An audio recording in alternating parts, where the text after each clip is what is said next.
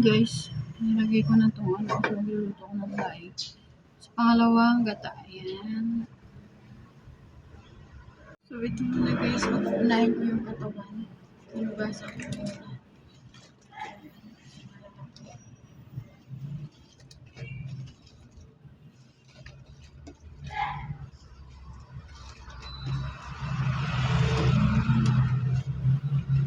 So, yun yung baklang. Ang tawagin yung bakling.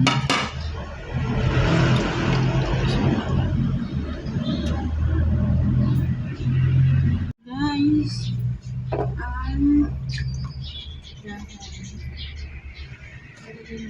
hugasan ko muna kasi.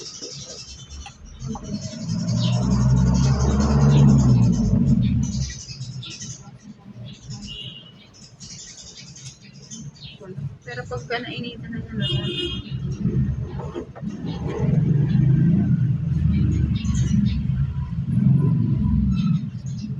Lulubong din yan.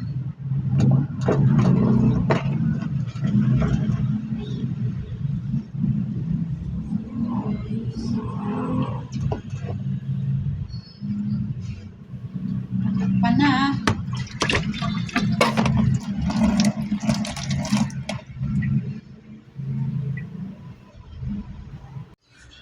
Tawagin na natin. Para mahalo natin. Sus, may bilis. Pwede natin haluin kasi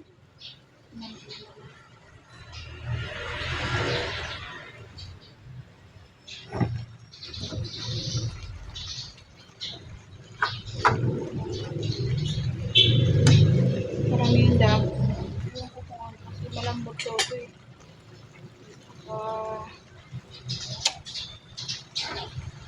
Papatuyuin natin yung sabaw. Ano ko na yung gata para magmantika na. Hinahina ba? Ang hinalo ko nito matilis na maliliit. Galing Quezon, dala ni Sir Heras. Nilagay ko dito. Mas maano yung una kong ginulay eh. Mas malambot. Compare dito, ito medyo awat niyang buo. Parang tuyo sa dahon. Kunti na lang yung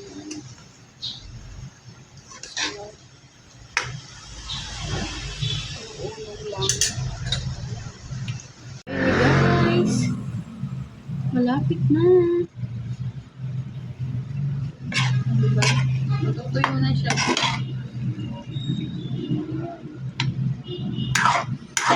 Hindi ko nilagyan ng taba. Bilis na lang. Para mababawasan naman ang puro kami. Ayan na.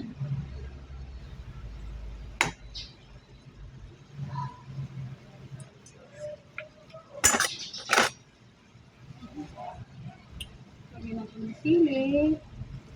Ito lang natin. Diet ko nito eh. May paksiw pa. Ay, sarap ng paksiw. Ang bango. Kunting sabaw kasi. May iinitin pa yung mawawala din ng tubig. Yan.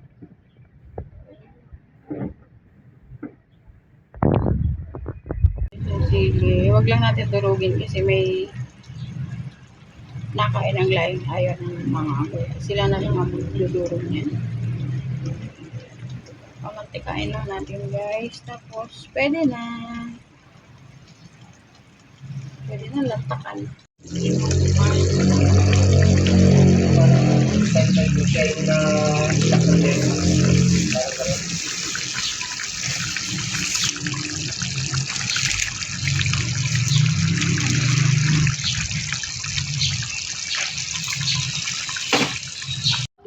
Luto na guys. Hindi, basta panay abi kasi kayo may narinig ka ng kusina. Hindi makagaling natin. Hindi pa mo ka na lang. Guys, ako yung magpapaksiw ng maya-maya. Gusto nilang paksiw eh. Ako naman gusto ko may sinigang pero hindi nila gusto. So, yan. paksiw. Wala akong nabiling luya. So, ito na yung gabi.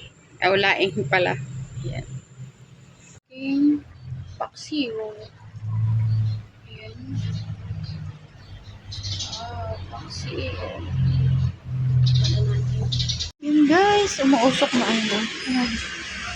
Nag-iiwa ko ng ganpo. Sarap.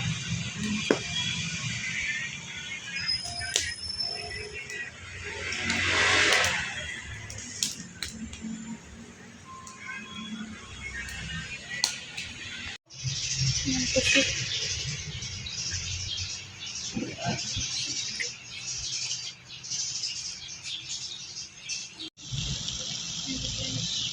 Pinakuluan ko para hindi siya magkilamsik. Prenito. Ayan ko na konti-konti.